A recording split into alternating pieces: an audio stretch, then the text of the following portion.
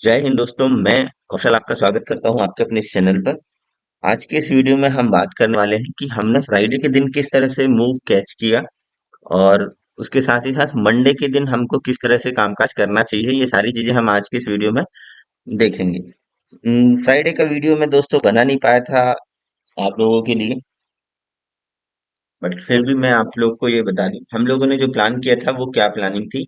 हमारी ये प्लानिंग थी यहाँ से एक बेरिश फ्लैग टाइप का एक बन रहा था पैटर्न। उसके ऊपर ये वाली जो लाइन थी ये हमारे लिए ये थी कि इसके ऊपर यदि मार्केट रहता है तो ये एक सपोर्ट के लिए काम कर सकता है। ठीक है, सिर्फ इस लाइन के नीचे ही हमको किसी पुट के लिए प्लान करना था। ठीक है, और बाकी इसके ऊपर रहेगा तो हमको पुट के बारे में प्लान नहीं करना था। और इसके ऊपर यदि मार्केट रहता है तो मार्केट बुलिश रहेगा।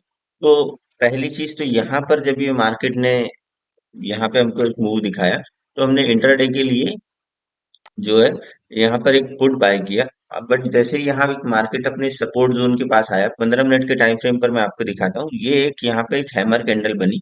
और जब भी इस तरह का कोई पैटर्न बनता है वहां से आपको यहाँ तक के हमारे टारगेट हमको अचीव होते हुए दिखे हैं, और बल्कि उसके ऊपर हमने जितने टारगेट डिसाइड किए थे उन सभी के क्रॉस कर लिया। फाइनल जो टारगेट है जस्ट उसके पास में ही हमको क्लोजिंग मिली है। बैंक निफ्टी की फाइनल क्लोजिंग मिली है 41,499 की। चलिए हम एक बार देखते हैं मार्केट स्नैपशॉट में क्या हो रहा है। मार्केट स्नैपशॉट यदि हम देखें तो एफआईआई ने जो है लगभग 932 करोड़ रुपीस की सेलिंग की है। डीआईआई ने जो है वो 1264 करोड़ रुपीस की बाइंग की है। एडवांस डिक्लाइन रेशियो 0.56 है। और ब्रॉड मार्केट इंडाइसिस की यदि हम बात करें तो ब्रॉड मार्केट इंडाइसिस में हमको दिखाई दे रहा है कि किस तरह से ज्यादातर जो इंडाइसेस हैं वो आपको जो है वो कुछ ग्रीन में दिख रही है, कुछ आपको रेड में दिखाई दे रही है। यदि सेक्टर वाइज इंडाइसेस की हम बात करें तो सेक्टर वाइज इंडाइसेस में आपको ज्यादातर इंडाइसेस जो है वो आपको ग्रीन में दिखाई दे रही है। ठीक है, अब ऑप्शन चेन यदि हम देखें और पीसीआर को देखें तो निफ्टी का जो पीसीआर है वो 1.1 का है। कॉल राइटर और पुट राइटर जो है वो लगभग लगभग बराबर पर है। और बैंक निफ्टी का भी जो पीसीआर है वो 1.08 का है। तो कॉल राइटिंग और पुट राइटिंग जो है वो लगभग बराबर हो रखी है। ठीक है, ऑप्शन चेन के बारे में देखें। ऑप्शन चेन पर भी आपको यहाँ पर दिखाई दे रहा है कि निफ्टी के जो ऑप्शन चेन है 18,000 एक इम्पोर्टेंट रेजिस्टेंस की तरह काम करेगा। ठीक है, और यहाँ पर ये जो है सपोर्ट अब जो आ गया है वो आ गया है 700 और 600 के आसपास। ठीक है, बैंक निफ्टी को भी एक बार देख लेते हैं। वहां पर हमारे लिए इम्पोर्टेंट 42,000 जो है वो रेजिस्टेंस की तरह काम करेगा और 41,000 जो है वो सपोर्ट की तरह काम कर सकता है। तो ये एक बड़ी एक रेंज मार्केट बनाकर रखा हुआ है। अब चार्ट पर चलते हैं दोस्तों। चार्ट में हमको किस तरह से कामकाज करना चाहिए, यहाँ पर मैंने चार्ट लगा लिया है और 15 मिनट के टाइम फ्रेम पर मैंने ये चार्ट लगा के रखा हुआ है। आप अपने पोर्टल पर भी ये लाइन चाहे तो खींच सकते हैं। ठीक है, यहाँ पर हमको दिखाई दे रहा है कि हमको किधर साइड पोजीशंस बनानी चाहिए। ठीक है, लेट सपोज यदि मान लीजिए निफ्टी जो है वो फ्लैट ओपन होता है। ठीक है, फ्लैट ओपन होने के बाद अभी ये जो मार्केट में मूड माहौल दिख रहा है वो आपको दिखाई दे रहा है कि मार्केट जो है वो अपने एक इम्पोर्टेंट जोन के आसपास है। यहाँ पर ये रेजिस्टेंस की तरह काम कर सकता है। थोड़ा सा कॉशियस रहने की जरूरत है। ये एक इम्पोर्टेंट रेजिस्टेंस है। पहले ये 17,800 के आसपास हुआ करता था। अभी जो मार्केट ने हमको क्लोजिंग दी है 850 के आसपास क्लोजिंग मिली है। यहाँ से आपको थोड़ा सा एक रिट्रेसमेंट हो सकता है कि मार्केट दिखाई दे, नीचे आते हुए दिखाई देगा। बट इसका मतलब ये नहीं कि हम पुट लेकर बैठ जाएं लंबे समय के लिए। हमारे लिए सबसे इम्पोर्टेंट जो जोन है वो ये एक लाइन है दोस्तों। ये आप अपने पोर्टल पर चाहें तो खींच सकते हैं। इसके नीचे ही हम किसी पुट के बारे में सोचेंगे। ठीक है, पोजिशनली। अदरवाइज हम कॉल के बारे में सोच सकते हैं। ठीक है, हम हमारे इंटरडे के लिए तीनों सिनेरियोज डिस्कस करते हैं। वो सारी चीजें हम जो है वो हमारे वीकली व्यू में डिस्कस करेंगे। लेट सपोज यदि मार्केट पर यहीं कहीं ओपनिंग होती है और मार्केट इस वाले लेवल के ऊपर साइड निकलता है जो कि है 17,870 का, इसके ऊपर निकलेगा तो हम कॉल के बारे में सोचेंगे। पहला जो टारगेट होगा वो 17,950 का होगा। दूसरा जो टारगेट है वो होगा 18,016 का। इसके ऊपर यदि मार्केट निकलता है तो 18,140 150 तक हमारे ये फाइनल टारगेट होंगे ऊपर साइड के लिए। बट यदि यहीं कहीं ओपन होने के बाद मार्केट जो है वो इस वाले लेवल के नीचे आ जाता है जो कि 730 का है, तो हम जो है वो तुरंत ही पुट के बारे में सोचेंगे। ठीक है, यहाँ का हम स्टॉप लॉस लगाकर लगभग लगभग यहाँ का।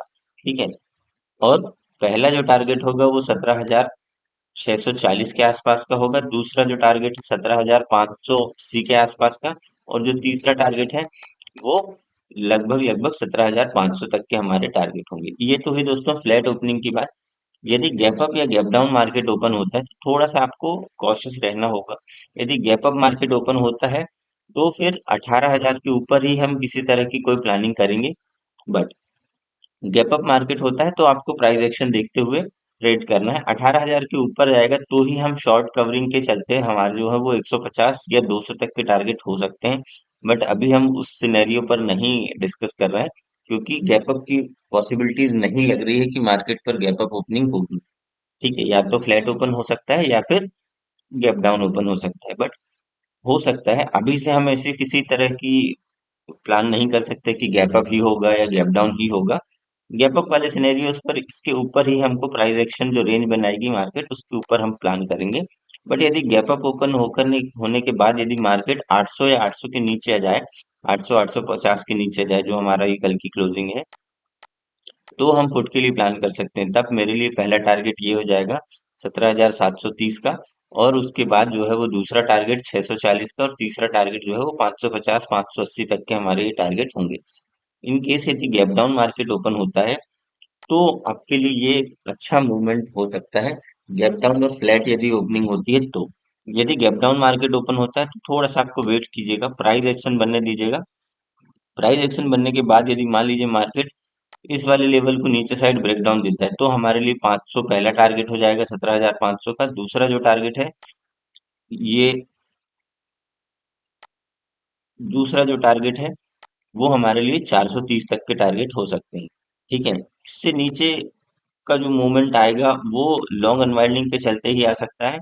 यहाँ आपको थोड़ा सा कॉशियस रहना है। इसके नीचे यदि मार्केट आए तो अपना स्टॉप लॉस को जो है वो यहाँ पर आप ट्रेल कर सकते हैं, ताकि आप मैक्सिमम प्रॉफिट गेन कर सकें। ठीक है, चलिए बैंक निफ्टी को एक बार देख लेते हैं दोस्तों। बैंक निफ्टी के जो चार्ट है, यहाँ पर आपको थोड़ा सा दिखाई दे रहा होगा कि बैंक निफ्टी जो है वो 41,500 अपने रेजिस्टेंस लेवल के आसपास हमको मिली है क्लोजिंग। ठीक है, अब यहाँ पर हमको ये जो क्लोजिंग मिली है, हमको क्या करना है।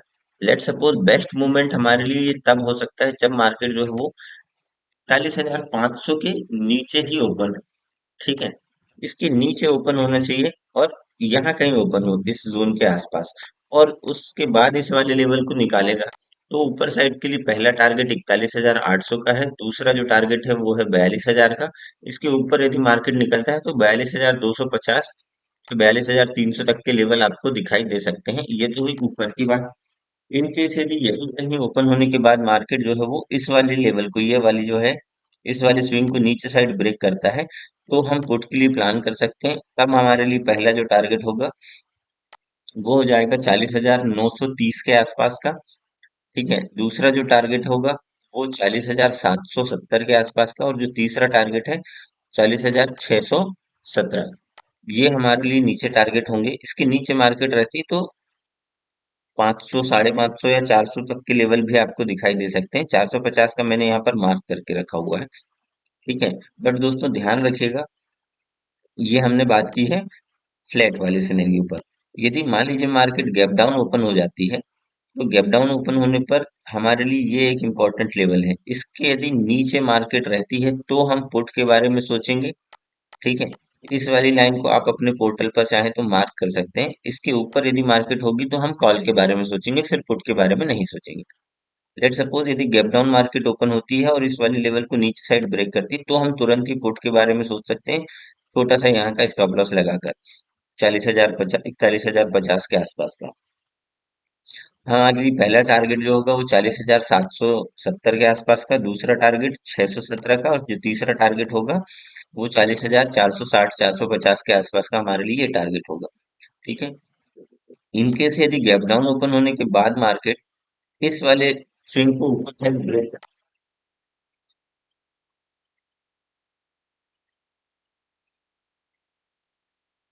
तो हमको कॉल के लिए प्लान करना है। पहला टारगेट हमारे लिए 41,500 का, दूसरा जो टारगेट है वो हमारे लिए 41,800 के आसपास का, और जो तीसरा जो टारगेट होगा वो 42,000 के आसपास का होगा। ठीक है, ये तो हमारे लिए इन सिनेरियोज की बात है। यदि गैप अप मार्केट ओपन होता है तो थोड़ा सा आपको वेट करना है। उसके बाद यदि गैप अप मार्केट ओपन होता है और इस वाले लेवल के जाएगा नीचे, ठीक है, तो हम जो है वो पुट के बारे में सोच सकते हैं। हमारे टारगेट जो है एज इट इज मार्केट के मोमेंटम के अकॉर्डिंग होंगे। दोस्तों दोस्तों यदि वीडियो अच्छा लगा है तो आप प्लीज चैनल को सब्सक्राइब कीजिएगा, बेल आइकन को प्रेस करें ताकि आपको आने वाली इन्फॉर्मेटिव वीडियोस की नोटिफिकेशन आपको मिल सके। साथ ही आप लाइक करें, आपके लाइक और सब्सक्राइब मेरे लिए प्रोत्साहन का काम करते हैं ताकि मैं आपके लिए आगे और भी इसी तरह के वीडियोस बना सकूं। ठीक है, आज की वीडियो में दोस्तों बस इतना ही। मिलते हैं नेक्स्ट वीडियो में, तब तक के लिए जय हिंद।